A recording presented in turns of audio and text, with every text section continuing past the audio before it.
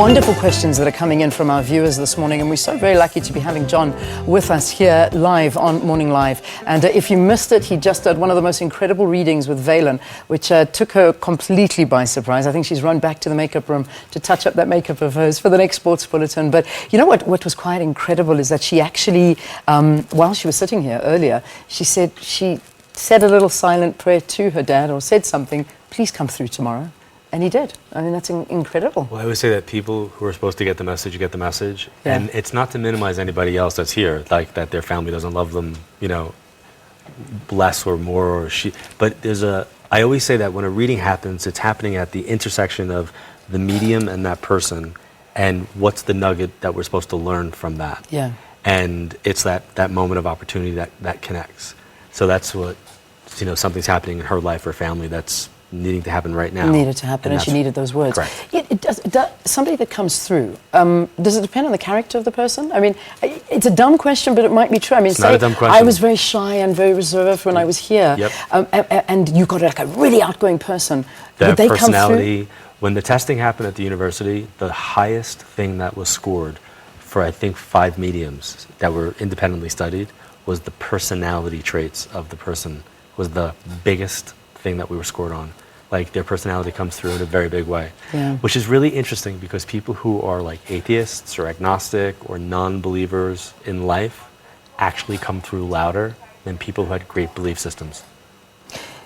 Can you ask questions back to them? I used to say no.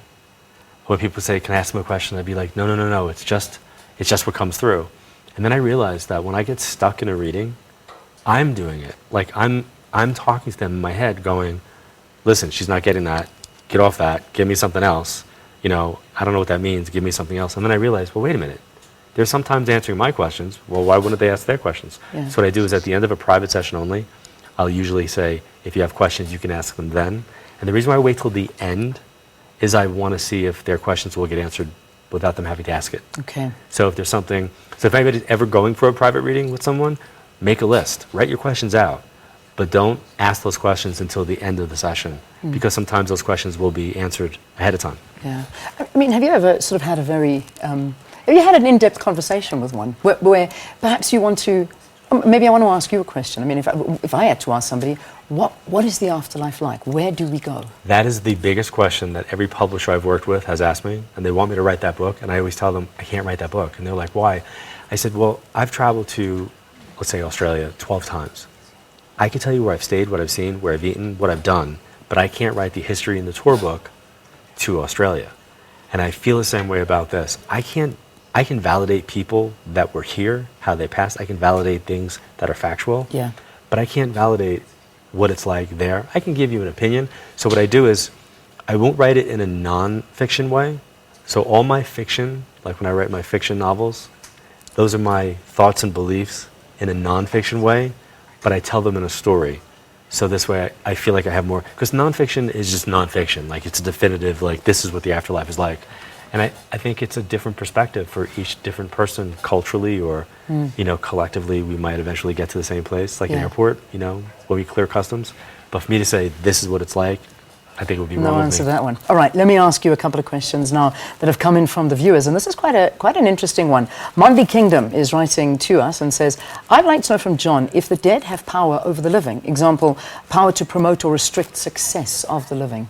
I think that they have influence in an energetic way, but I don't think that they have the ability to stop something, but I think they could kind of guide us. Yeah. So I feel like we should never surrender our free will and what we do to what somebody else on the other side would want us to do, because they're not here. We have to live by what was right for us. But they can influence. I've had people come through and say that they've made people meet.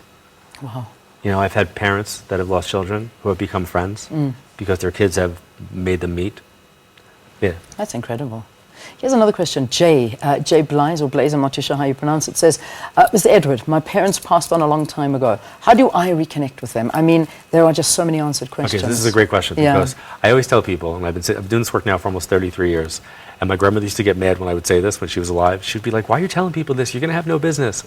I always tell people you don't need a medium to connect with your loved ones. Okay. You need to have a foundation in faith. I don't care what religion you are. It's just really a foundation in faith.